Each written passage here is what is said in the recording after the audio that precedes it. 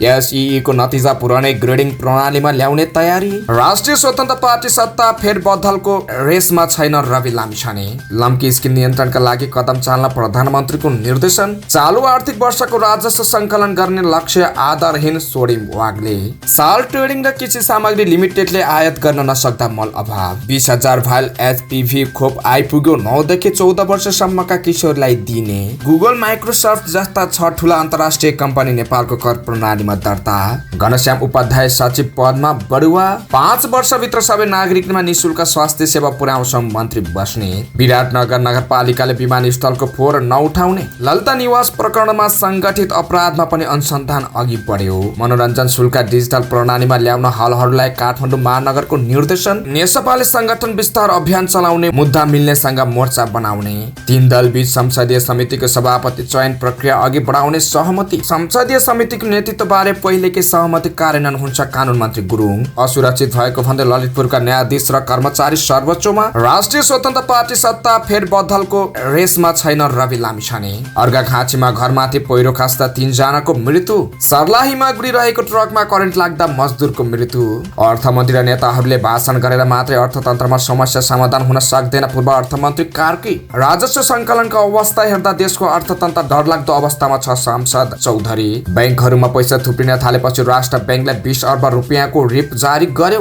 र 16 वर्ष मुनिको इस्ट जोन कपको उपाधि नेपाललाई मलेसिया 231 रनले पराजित। नमस्कार, खबर दैनिकको खबर बुलेटिनमा यहाँलाई हार्दिक स्वागत छ। म किसान नेपाली। सदाका जस्तै आज पनि विभिन्न खबर बुलेटिन सँगै उपस्थित भइसकेका छौँ। यदि तपाईलाई हामीप्रति कुनै सल्लाह सुझाव एवं प्रतिक्रिया छन् भने तलको कमेन्ट बक्समा उल्लेख गर्न नभुल्नुहोला। यदि तपाईले अहिलेसम्म पनि हाम्रो च्यानल सब्स्क्राइब गर्नुभएको छैन भने सब्स्क्राइब गरिदिनु होला। सँगै रहेको बेल आइकन थिचिदिनु होला, जसले गर्दा तपाईँ समक्ष हाम्रा नयाँ अपडेटहरू सजिलै प्राप्त हुनेछन्। आउनुहोस् दर्शकवृन्द, आजको खबर बुलेटिन सुरु गरौँ। एसईको नतिजा पुरानै ग्रेडिङ प्रणालीमा आउने तयारी भएको खबरबाट। राष्ट्रिय परीक्षा बोर्डले माध्यमिक शिक्षा परीक्षा एसईई को नतिजा पुरानै ग्रेडिङ प्रणाली अनुसार सार्वजनिक गर्ने भएको छ। पुरानै पाठ्यक्रम अनुसार पढाइ भएकाले पुरानै ग्रेडिङ प्रणालीबाट नतिजा सार्वजनिक गर्ने निर्णय गरेको बोर्डका अध्यक्ष महाश्रम शर्माले जानकारी दिएका छन्। पुरानो पाठ्यक्रम अनुसार पढाइ भएको अन्तिम शैक्षिक सत्र भएकाले नतिजा पनि पुरानै ग्रेडिङ अनुसार सार्वजनिक गर्ने भन्ने नै थियो। खाली विधि पुर्याउनका लागि मात्र निर्णय भएको हो उनले भने। सरकारको लेटर ग्रेडिङ निर्देशिका 2078 लाई संशोधन गरेर सैद्धान्तिक तर्फ 35 र प्रयोगात्मक तर्फ 40 अङ्क ल्याउनेहरूलाई मात्र ग्रेडिङमा समावेश गर्ने व्यवस्था गरेको छ। यसभन्दा अङ्क ल्याउन नसक्नेको प्रमाणपत्रमा नै एनजी अर्थात् नन ग्रेड लेखिने, मूल प्रमाणपत्र नै नपाउने र कक्षा 11 मा पढ्न नपाउने व्यवस्था उक्त निर्देशिकामा छ। तर बोर्डले यो वर्षको एसई नतिजा प्रकाशनमा यो व्यवस्था लागू नगरी अक्षराङ्क ग्रेडिङ विधि लागू गर्नेछ। यो विधिमा ई ग्रेड पनि निर्धारण गरेर विद्यार्थीलाई प्रमाणपत्र वितरण गरिन्छ। राष्ट्रिय स्वतन्त्र पार्टी रासपाका सभापति रवि लामिछानेले सत्ता फेरबदलको चर्चा चले पनि आफ्नो पार्टी त्यस दौरमा नरहेको बताएको छन्। पूर्व गृहमन्त्री समेत रहेका लामिछानेले अहिले राष्ट्रिय स्वतन्त्र पार्टी संगठन विस्तारमा जुटिरहेकाले सत्ता फेरबदलका लागि हुने कुनै पनि बैठकमा सहभागी नभएको जिकिर गरेका छन्। सत्ता फेरबदल हुने चर्चा चलेको कुनै कुरा मैले पनि सुनेको छु, तर अहिले हामी संगठन विस्तारको क्रममा रहेकाले त्यो रेसमा छैनौं। धनगढी विमानस्थलमा हिजो पत्रकारसँग लामिछानेले भने, अघिल्लो पटक नै सरकारलाई दिएको समर्थन फिर्ता लिएर प्रतिपक्षमा जाने निर्णय लिएका हौं। सत्ता फेरबदल बारे सुनेपछि म कुनै बैठकमा गएको छु न कुनै नै चासो राखेको छु। कुनै पनि प्रक्रियामा सहभागी छैनौं उनले भने। सरकारले महामारीको रूपमा पशु चौपायामा फैलिएको लम्की स्किन रोग नियन्त्रणका लागि सबै प्रकारका साधन स्रोत उपलब्ध गराएको उल्लेख गरेको छ। रोग नियन्त्रणका लागि प्रधानमन्त्री पुष्पकमल दाहाल प्रचण्डले चासो लिनुभएको छ। उहाँले कृषि तथा पशुपक्षी मन्त्री डाक्टर वेदबहादुर भुषाल र मन्त्रालयका उच्च अधिकारीलाई आवश्यक निर्देशन दिनुभएको प्रधानमन्त्रीको सचिवालयले जनाएको छ। प्रधानमन्त्रीले प्रभावकारी रूपमा पशु स्वास्थ्य कर्मी परिचालन गर्न, खोप आपूर्ति बढाउन तथा तत्काल खोप लगाउनका लागि जनशक्तिको आवश्यक प्रबन्धन गर्न समेत सम्बद्ध अधिकारीहरूलाई निर्देशन दिनुभएको छ। सरकारले अहिलेसम्म 7,37,000 डोज खोप आयात गरी 7 प्रदेशमा उपलब्ध गराएको छ।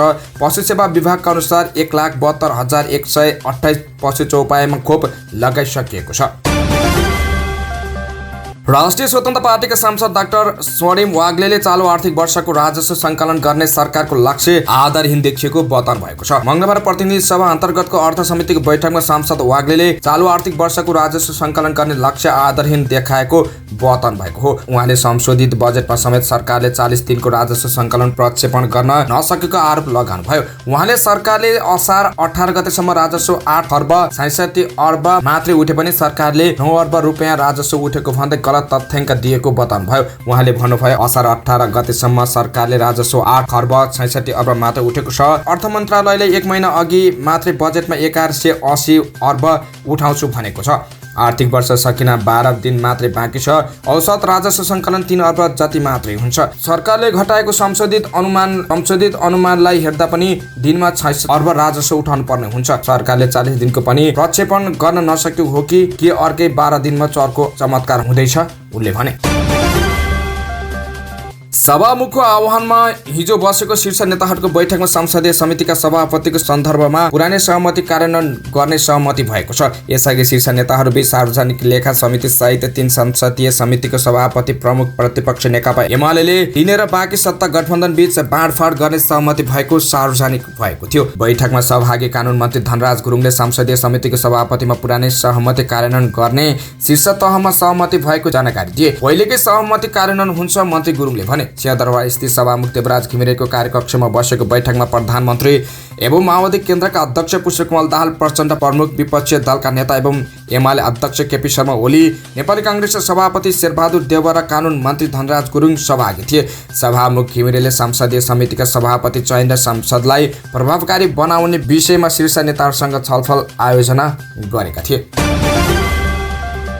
बजारमा यस वर्ष पनि किसानलाई मल अभाव भएको छ। मल आयातको जिम्मेवारी पाएका साल ट्रेडिङ कम्पनी र कृषि सामग्री लिमिटेडले समयमै आयात गर्न नसक्दा मल अभाव भएको हो। दुवै कम्पनीले चालु आबहमा युरिया 2,51,000 मेट्रिक टन र डिएपी 1 लाख मेट्रिक टन आयात गरिसकेका छन्, तर पोटास मल भने अहिलेसम्म आयात गर्न सकेको छैन। चालु आबका लागि 4,78,500 मेट्रिक टन मल आयात गर्न बोलपत्र आह्वान गरेकोमा चाँडै नै 1,27,500 मेट्रिक टन मल आउने क्रममा रहेको कृषि तथा पशुपक्षी विकास मन्त्रालयका अधिकृत दीपक पौडेलले जानकारी दिनुभयो। उहाँका अनुसार urea 50,000 metric ton, DAP 70,000 metric ton र पोटास 7,500 मेट्रिक टन मल आयात गर्ने क्रममा छ। साथै प्रदेशका डिपोमा अहिले 78,475 मेट्रिक टन मल मौजात छ। बजारमा वार्षिक करिब 7 लाख मेट्रिक टन मलको माग छ। मुख्य बालीका रूपमा रहेको धान रोपाइको समयमा मल अभाव भएको किसानको गुनासो छ।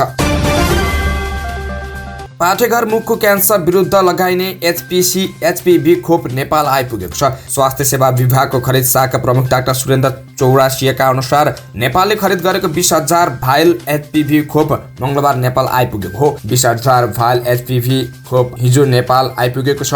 सरकारले पहिलोपटक खरिद गरेको उक्त खोप 9 देखि 14 वर्षका उमेर समूहका किशोरलाई दिइनेछ। डाक्टर चौरासियाले भने अहिले पाइलट प्रोजेक्टको रूपमा लगाउने हो। कहाँ कसरी लगाउने भन्ने विषयमा छलफल चलिरहेको छ।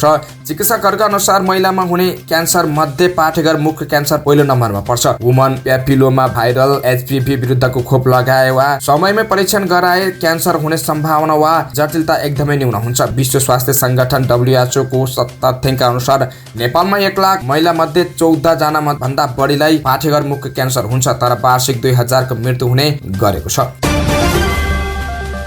सूचना विधि तथा डिजिटल सेवाका क्षेत्रमा काम गरिरहेका गुगल, फेसबुक र माइक्रोसफ्ट लगायतका 6 वटा अन्तर्राष्ट्रिय कम्पनी नेपालको कर प्रणालीमा दर्ता भएका छन्। नेपालमा विद्युतीय सेवाको कारोबार गर्ने विदेशी कम्पनीलाई करको दायरामा ल्याउन चालू आर्थिक वर्षको आर्थिक ऐन मार्फत सरकारले विद्युतीय सेवा कर, डिजिटल सर्भिस ट्याक्स सम्बन्धी व्यवस्था गरेको थियो। सोही व्यवस्था अनुसार हालसम्म 6 वटा विदेशी कम्पनी दर्ता हुन आएको ठूला करदाता कार्यालयका कर अधिकृत साधुराम पुरासैनीले जानकारी दिए। विद्युतीय सेवा कर तिर्ने कम्पनी ठूला करदाता कार्यालयमा दर्ता भइरहेका छन्। यस्ता कम्पनीलाई करको दायरामा ल्याउन सरकारले कानून बनाएको भए पनि अधिकांश कम्पनी भने अझै कर प्रणाली बाहिर छन्। ठूला करदाता कार्यालयका अनुसार सिङ्गापुरमा कार्यालय रहेका 3 वटा company Google Asia Pacific private limited, Microsoft regional sales private limited र लिङ्क्डइन सिङ्गापुर प्राइभेट लिमिटेड दर्ता भएका छन्।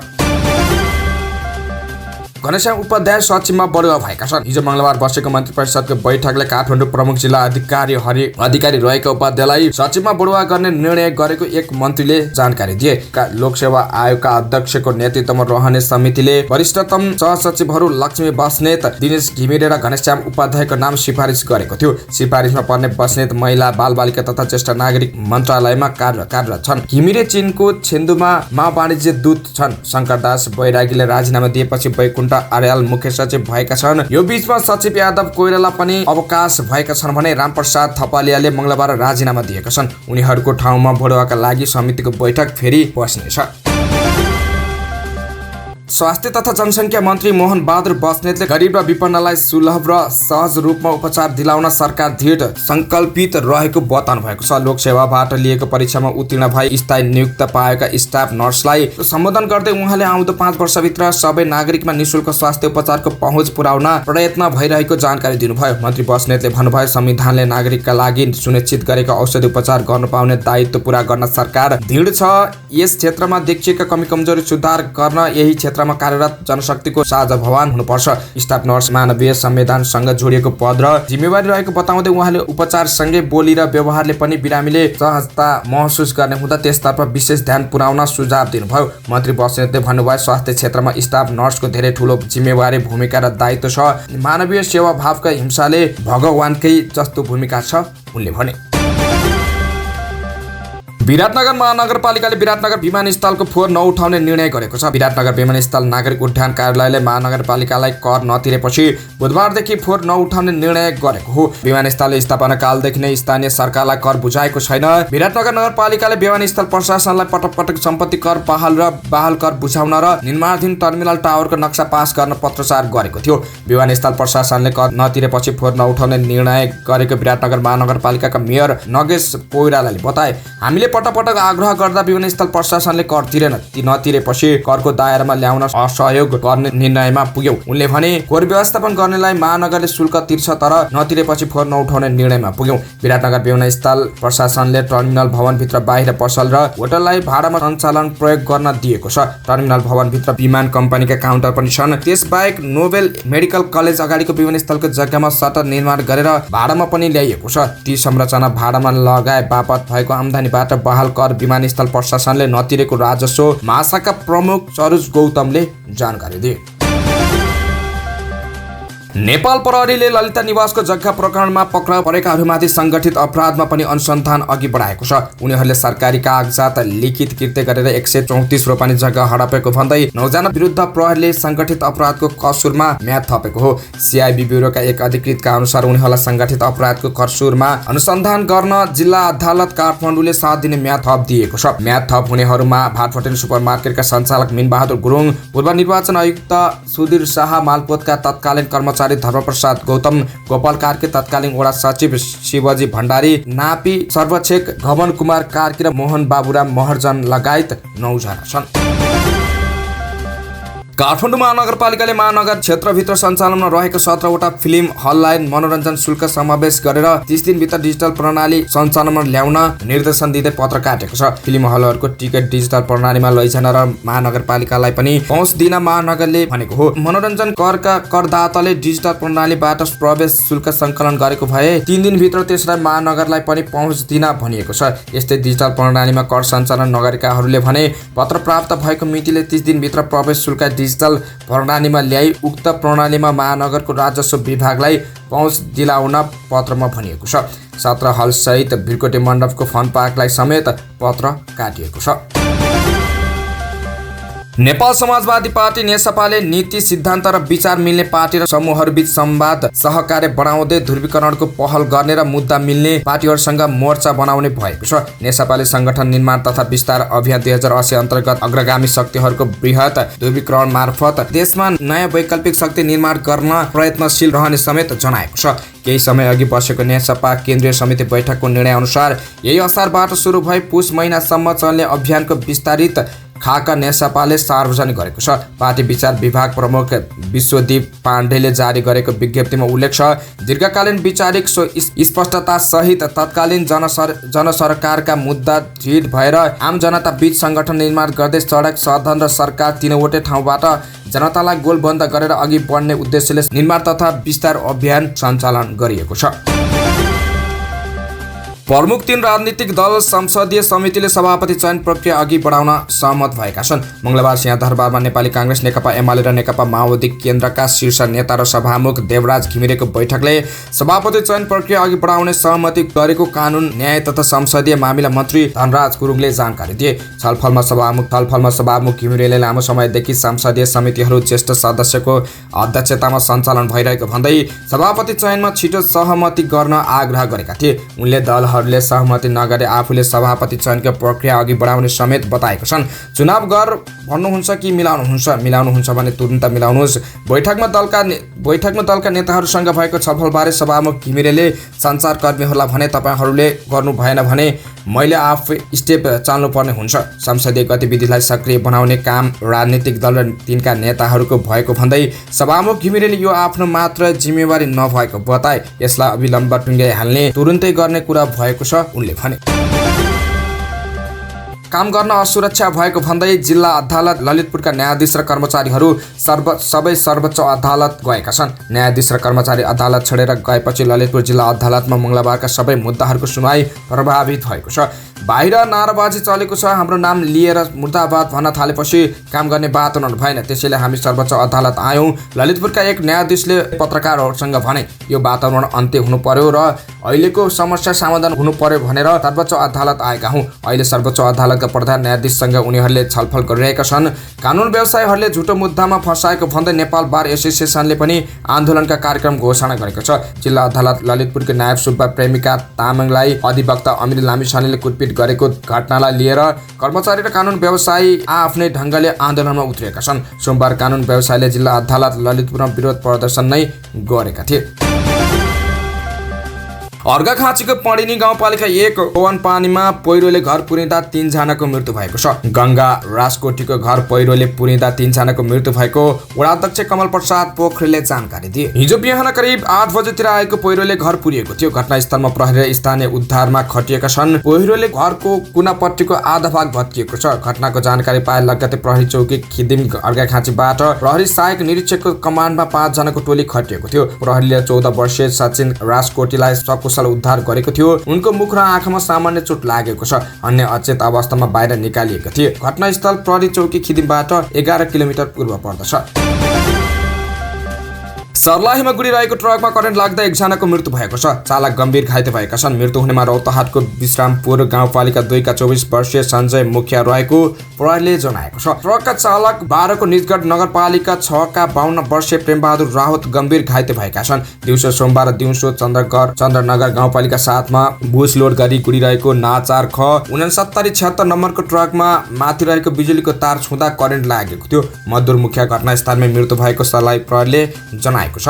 उनको शव पोस्टमार्टमको लागि प्रादेशिक अस्पताल मंगलवामा राखियो। घटनाको विषयमा थप अनुसन्धान भइरहेको जिल्ला प्रहरी कार्यालय सर्लाहीले जनाएको छ।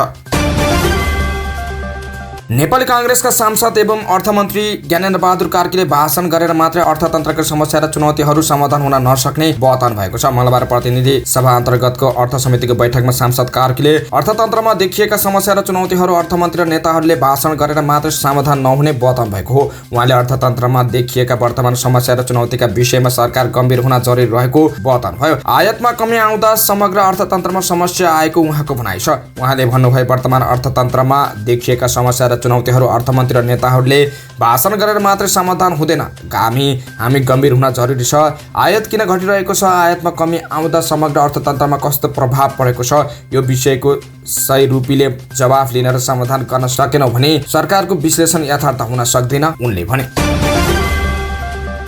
नेपाली कांग्रेसका सांसद विनोद कुमार चौधरीले सरकारले राजस्व सङ्कलनको अवस्था हेर्दा देशको अर्थतन्त्र डरलाग्दो रहेको बताउनु भएको छ। मंगलबार प्रतिनिधि सभा अन्तर्गतको अर्थ समितिको बैठकमा सांसद चौधरीले असार 17 गतेसम्म 9 अर्बको हाराहारीमा मात्रै राजस्व सङ्कलन हुनु र सरकारको साधारण खर्च 10 खर्ब रुपियाँ भन्दा बढी हुनु गम्भीर स्थिति भएको दावी गर्नुभयो। उहाँले सरकारले नै देशको अर्थतन्त्र चलायमान बनाउन नसकेको स्वीकार गरेकाले अर्थतन्त्र चलायमान बनाउने तर्फ सरकारको ध्यान जान आवश्यक रहेको बताउनुभयो। उहाँले भन्नुभयो, सरकारको राजस्व उठ्ने तस्बिर हेर्दा अत्यन्त डर लाग्दो छ।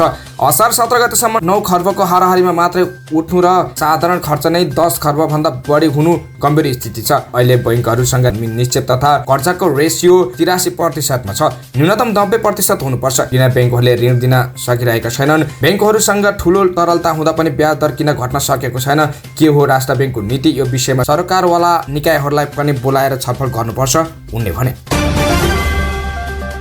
बैंकहरूमा पैसा थुप्रिन थालेपछि नेपाल राष्ट्र बैंकले फेरि पैसा तान्ने अर्थात् रिभर्स रिपो जारी गरेको छ। ऋण माग्नेहरू नभएपछि अहिले बैंकहरूमा 40 अर्ब रुपियाँ भन्दा धेरै लगानीयोग्य रकम थुप्रिएको छ। यसरी बैंकमा रकम थुप्रिन थालेपछि राष्ट्र बैंकले मौद्रिक औजार अर्थात् रिभर्स रिपो जारी गरेर पैसा जम्मा गर्न लागेको हो। हिजो राष्ट्र बैंकले 20 अर्ब रुपियाँ बैंकबाट तान्नका लागि रिभर्स रिपो जारी गरेको छ। राष्ट्र बैंकमा पैसा राख्नका लागि बैंक तथा वित्तीय संस्थाले अहिले 3 बजेसम्म बोलकबोल गर्ने समय पाएका छन्। यो आर्थिक वर्षमा राष्ट्र बैंकले रिभर्स रिपो जारी गरेको आज 4औं पटक हो। यसअघि यही असार 7 गते 10 अर्ब रुपियाँको, 10 गते 20 अर्ब रुपियाँको र गएको चैतमा 5 अर्ब रुपियाँको रिभर्स रिपो जारी गरेको थियो। र समाचारको अन्त्यमा खेल खबर। नेपालले एसएससी 19 वर्ष मुनिको इस्ट जोन कप क्रिकेटको उपाधि जितेको छ। फाइनलमा घरेलु टोली मलेसियालाई 221 रनले हराउँदै नेपाल च्याम्पियन बनेको हो। नेपाल तेस्रो पटक 16 वर्ष मुनिको इस्ट जोन कपको उपाधि जित्न सफल भएको हो। फाइनल खेलमा 253 रनको लक्ष्य पछाएको मलेसिया 14 ओभरमा 5 बलमा 31 रनमा अल आउट भयो। मलेसियाका मोहम्मद आक्रमले 10 रन बनाउनु बाहेक अन्य कुनै पनि खेलाडीले दोहोरो अङ्क रन बनाउन सकेनन्। नेपालका अभिषेक तिवारीले 5 विकेट लिए। त्यस्तै सन्तोष यादवले 3 र सागर गैरेले 1 विकेट लिए। यसअघि बाइमास ओभल मैदानमा टस जितेर पहिला ब्याटिङ गरेको नेपालले निर्धारित 35 ओभरमा 8 विकेट गुमाउँदै 252 रन बनाएको थियो। नेपालका नरेश भट्टले 89 बलमा अभिजित 112 रन बनाए। उनी यो प्रतियोगितामा शतक हान्ने पहिलो नेपाली खेलाडी समेत बनेका छन्। त्यस्तै निरज यादवले 47 रन जोडे। हवस् त यिनै खबरसँगै आजलाई अखबार दैनिक सक्यो। बिदा हुन्छौँ। नमस्कार। हेर्दै रहनुहोला अखबार दैनिक। यस आश्रममा आउनुभएका ज्येष्ठ नागरिकहरूले पनि प्रति महिना 4000 का दरले चाहिँ सरकारबाट नियमित रूपमा सहयोग प्राप्त गर्नुहुनेछ। किनभने त्यो सरकारको नियम हो, त्यसले यहाँ पुर्याउनु पर्छ। अर्थात् यो मैले फेरि कुनै यस बापत श्रेय ल्याउँ भनेर होइन। मलाई श्रेय पाउनु नपाउनुसँग खासै अर्थ राख्दैन मेरो मनले। कसैले राम्रो भनोस् नराम्रो भनोस्, तर राम्रो काम चाहिँ गर्नै पर्छ। राम्रो काम अनवरत गरिरहनुपर्छ, गर्दै जानुपर्छ। कसले के भनौँ भन्ने कुरा होइन।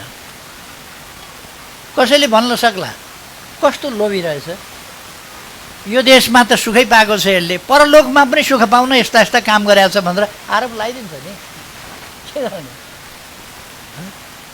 विजय मूर्तिजीले यो कामहरू गर्नुभएको छ, यो यहाँ जनताका लागि गरे हो र परलोक सपार्नका लागि गरे। अब के गर्नुहुन्छ? त्यो आरोप लगाइदियो भने के गर्नुहुन्छ? त्यसकारण परलोक कसैले देखाएको छैन, परलोकका कुरा नगरौँ, तर यो लोक बनाउनु पर्छ स्वर्ग। यस लोकलाई बनाउनु पर्छ आनन्दमय, समृद्ध बनाउनु पर्छ र सुखी जनतालाई बनाउनु पर्छ। देश समृद्ध होस्, जनता सुखी होस्। यस देशको आधुनिकीकरण गर्नुपर्छ, यस देशको विकास गर्नुपर्छ। मेरो कुरा सुनेपछि यो मान्छेलाई सरकारमा पुग्न नदिन केही न केही उपाय गर्नै पर्छ भनेर थाल्छन्। किनभने यी कामहरू गर्नुको अर्थ उनीहरूको कारोबार बन्द हुन्छ। त्यसकारण केही मान्छेहरू त्यसको विरुद्धमा लाग्छन् फेरि, तर यो चिन्ताको विषय होइन। हामी कर्मण्येवाधिकारस्ते भने जस्तै प्रतिफल के आउँछ भन्ने कुरा होइन। तपाईँले दान दिएपछि के प्रतिफल आउँछ? दान दिएपछि प्रतिफल होइन, प्रतिफल भन्दा सन्तुष्टि मिल्छ, तपाईँलाई आनन्द मिल्छ, तपाईँलाई त्यसबाट। सेवा गरेपछि के प्रतिफल आउँछ? आनन्द मिल्छ त्यसबाट, सन्तोष मिल्छ त्यसबाट। त्यही हो प्राप्ति। प्राप्ति केलाई भन्ने कुरा बुझ्नु पर्यो। पैसालाई प्राप्ति भन्यो भने मान्छे कहिल्यै सन्तुष्ट हुन सक्दैन, कहिल्यै सुखी हुन सक्दैन।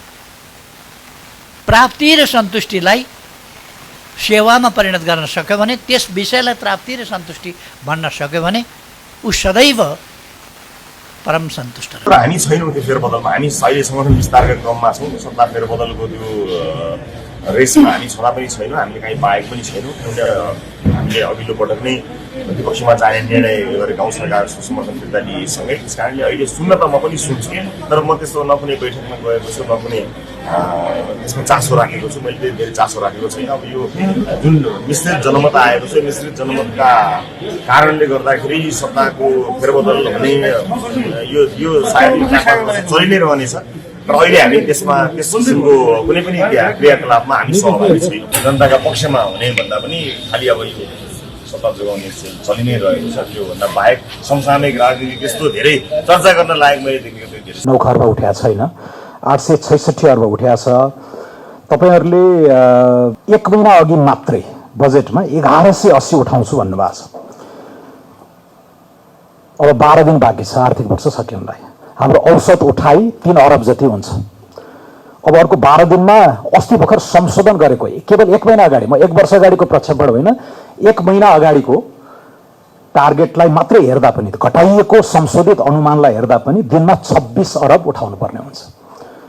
भनेपछि यो 15 दिन, 30 दिन, 40 दिनको पनि हामीले प्रक्षेपण गर्न नसक्या हो कि अर्को 12 दिनमा केही चमत्कार हुँदैछ? त्यसमा अलिकति जानकारी पाऊँ। अनुदानमा पनि यो मैले बारम्बार उठाइराखेको छु। 480 करोड, 4 अर्ब 80 करोड मात्र उठाएको छ हिजो साँझसम्म। टार्गेट थियो 55 अर्ब। ल 55 अर्ब त एकदमै आशावादी भएर हामीले पोहोर राख्यौँ, 1 वर्ष अगाडि राख्यौँ। तर 1 महिना अगाडि पनि तपाईँहरूले 38 अरब त आउँछ भन्नुभएको छ। अब यो 5 अरब चाहन्छु न, 5 अरबभन्दा कमबाट अर्को 12 दिनमा 38.5 अरब पुग्ने आधार होला र म मान्छु अन्तिममा आउँछन्, केही लास्टमा केही रकमहरू आउलान् होइन, थपिएलान्। तर यत्रो ग्याप चाहिँ यो त्यति विश्वसनीय लाग्दैन। भनेपछि राजस्वमा पनि वैदेशिक अनुदानमा पनि 1 महिनाभित्र नै संशोधित अनुमान र यथार्थ बीचको यो खाडलले विश्वसनीयतामा प्रश्न उठाउँछ। यसमा म अलिकति उत्सुक भएँ। यो के आधारमा राखियो वा अर्को 12 दिनमा के हुँदैछ यो टार्गेट